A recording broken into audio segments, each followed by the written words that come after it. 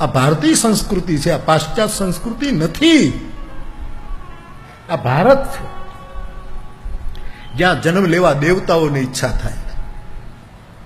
અતિશયોક્તિ છે, પણ એક શ્લોક નથી આવડતો, પણ એક શ્લોકમાં તો એવું કહેવાયું કે જેને મુક્તિ જોઈતી હોય એને ભારત વાયા થઈને જ જવું પડે.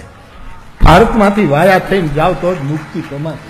એવું પ્રાદેશિક વસ્તુમાં હું બહુ માનું નહીં કે મુક્તિ તો ગમે ત્યાં, મુક્તિ સ્થાનનો વિષય નથી, સમજણનો વિષય છે. પણ છતાંય ભારતનું ગૌરવ એ ગૌરવ છે. 3 વખત 2 હાથ ઊંચા કરીને બોલો મારા બાપ.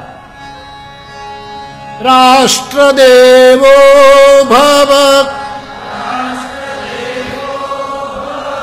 રાષ્ટ્રદેવો ભવ, રાષ્ટ્રદેવો ભવ. 24 કલાકથી મારા મનમાં ગડમથલ ચાલે કે નિવેદન કરવું ન કરવું, કરવું ન કરવું. પણ આજના અખબારનું એક વાક્ય વાંચીને મને થોડું ઠંડક થઈ. એમાં ભારતીય સેના બોલી છે કે નિર્ણય અમે કરીશું, સ્થળ અને સમયની રાહ જુઓ. ગમે ત્યારે કાપી નાખવાના, ગમે ત્યારે મારી નાખવાના, અને તમે નિર્ણય જ ન લો. ધન્ય છે મારા દેશની આર્મીએ, એનું વક્તવ્ય છે આજ કે અમને છૂટો દોર છે, સમય અને સ્થળ અમે નક્કી કરશું. કોઈ નેતાને પૂછવા નહીં જઈએ, અને પૂછતાય નહીં. નેતું એટલે હું નેતું, અમુક સમય એ ત્યાં બેઠા હોય એને લેવાય. અને બહુ સારી વસ્તુ છે, આટલા વર્ષોથી સેનાને છૂટ જ નહોતી અપાતી. મરે ત્યાં મંત્રણાઓ દિલ્હીમાં થાય, એક મિટિંગ ત્યાં જઈને કરો, ખબર પડે કેમ થાય.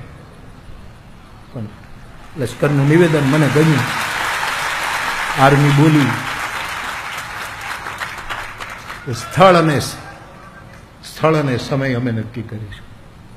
આપણે કોઈને મારીએ, કાપીએ, હું તો પૂર્ણ અહિંસાવાદી માણસ છું, પણ રાષ્ટ્રનું ગૌરવ, આ અસ્મિતા.